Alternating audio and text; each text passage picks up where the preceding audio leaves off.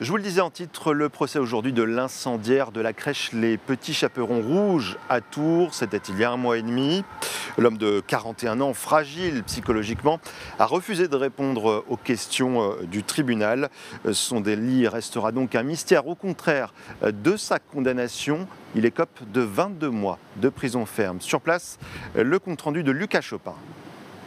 De la frustration, c'est ce qui se dégage face au mutisme du prévenu. Dans le box, l'homme âgé de 41 ans n'a pas souhaité s'exprimer face au tribunal, et ce malgré la bienveillance de la présidente. « Vous pourriez me répondre par courtoisie », lui a-t-elle même dit. Reste que l'homme a été condamné à 1 an de prison contre les deux, requis par la procureure, pour l'incendie de poubelle qui a détruit un véhicule et la crèche Les Petits Chaperons Rouges à Tours le mois dernier. S'ajoute à cette peine 10 mois d'incarcération pour un sursis en cours. Une peine de prison inefficace, selon son avocate, qui rappelle que son client est atteint de pathologie psychiatrique.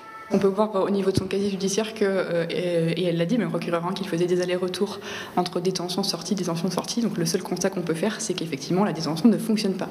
Et elle ne fonctionne pas parce que mon client, en fait, il relève effectivement de soins médicaux et non pas de détention. Et en réalité, quand il est en détention, il n'est pas pris en charge médicalement. Donc quand il ressort, il est exactement dans le même état. On parle de schizophrénie dans le cadre de mon client, mais aussi de déficit mental qui est là. Et je pense qu'on a pu le voir à l'audience.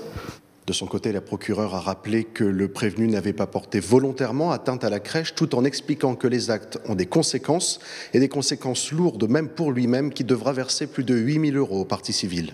C'est toujours compliqué quand on demande des sommes comme celle-ci alors qu'il ne touche quasiment rien. En réalité, il touche l'allocation adulte handicapé. Mais je sais qu'on arrive parfois à mettre des échelonnements en place. Et puis, alors, on connaît le fonctionnement des fonds de garantie qui peuvent avancer les sommes effectivement auprès des parties civiles et puis ensuite se retournent contre l'auteur. Alors, ça prendra certainement des années. Malheureusement, il faut aussi qu'ils comprennent que quand on commet ce type d'infraction, il y a des dommages qui sont causés et il faut les réparer. À l'issue de l'audience, l'homme est directement retourné en prison. La crèche, quant à elle, ne devrait pas réouvrir ses portes avant la fin du mois de septembre.